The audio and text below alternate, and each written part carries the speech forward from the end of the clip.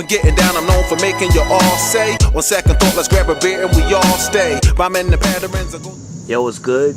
My name is Stone.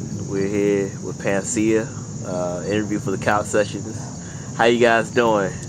Chilling.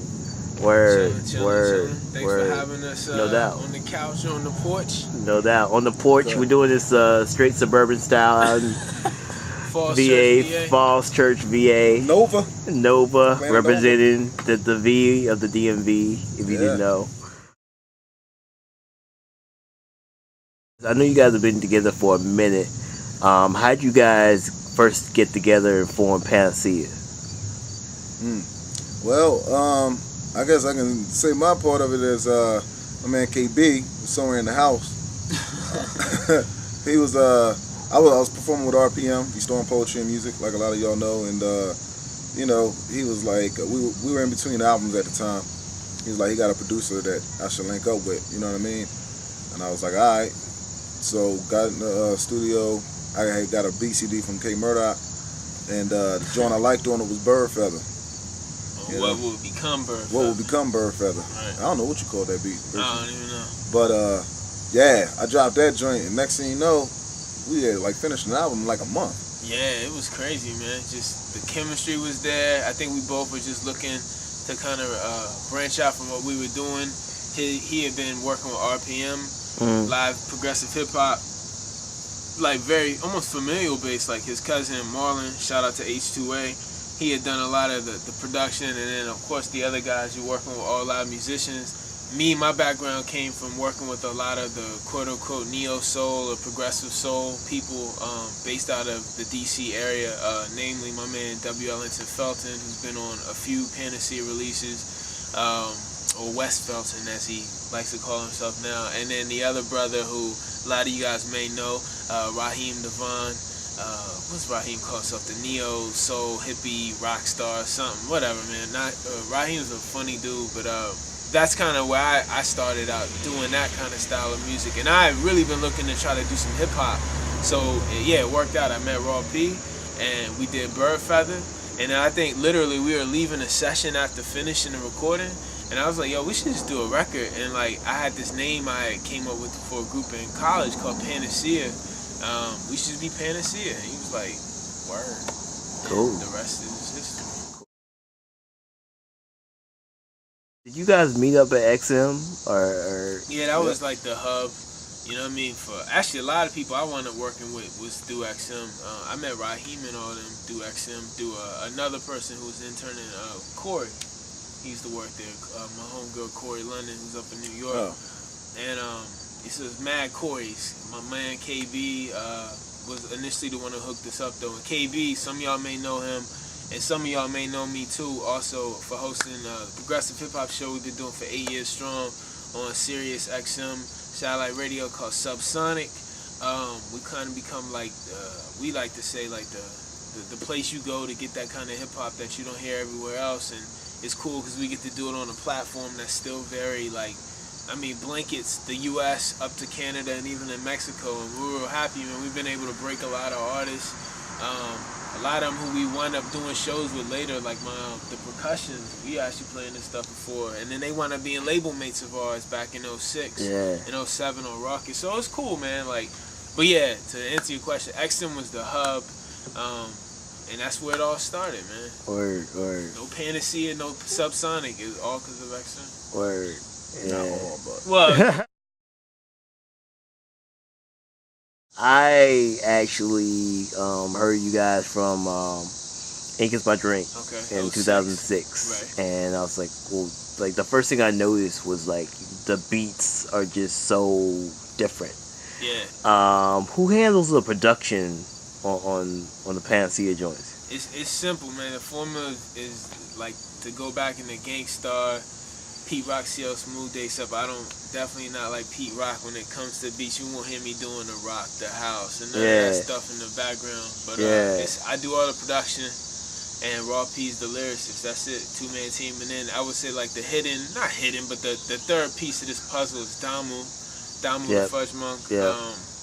He does all the cuts and scratches, and really, actually, Damu, every album we do, he's really helped put his touch on the records and what he does. I feel like the album isn't complete until, you know, he puts his stamp on it too. So definitely gotta shout out Damu, man, because he's a very integral part of this puzzle as well. But, So yeah, and as far as the beats, I appreciate that, man. I strive to kind of be different, but at the same time, it's like you don't want to be that different that's like different, and no one really has a way to say it's whack. Yeah. You know what I'm saying? So I'd rather be that different. Like, it's cool, it's refreshing. You know what I mean? Yeah. So, hopefully that's what the different is. Yeah. When I like produce, I literally sample. My challenge is to take as many different things that probably don't normally fit and make them fit somewhere. Sometimes it works, sometimes it doesn't. Like, I'm just as much known.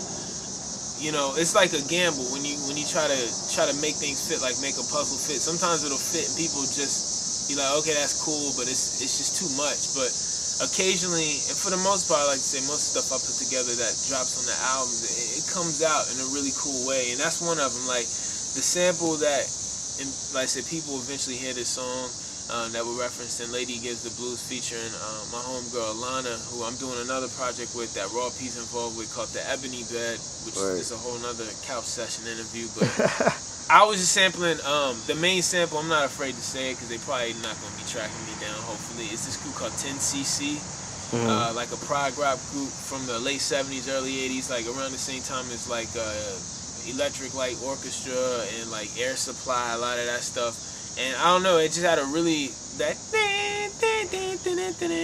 I'm sure y'all like, what the hell is he talking about? But if you hear the song, you understand what I'm talking about. And then I fused in that, it's like a Grover Washington horn sample that's real smooth. And then I try to add like almost a drum and bass kind of feel to it. Then I added synths, and it sometimes, like I said, it's a very eclectic thing that works. Sometimes it doesn't, but I think I've kind of learn how to make it work. And it's a challenge, and I feel like making beats should always be a challenge. As fun as it is, it's like at the end of it, I still want to feel like I accomplished something.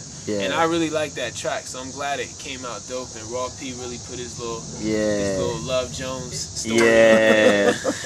And do you hear, like, is it something where you, like Raw P, like, do you hear the track before you start writing your lyrics, or is it something that you have, like, you come up with the idea and the track just sort of like cements that idea? Like, how do you guys like collaborate on that end? You know, it all depends, man. If we're doing an album, you know what I'm saying, a lot of times I'll come up with the ideas that I want, you know what I mean, and then I'll tell Kyle, like, yo, this is the concept I'm going for this record, and then we just, you know, he give me the beats and then I write the track. Sorry, that was in the studio. You know what I mean? You see, even on beat, he's like, wow.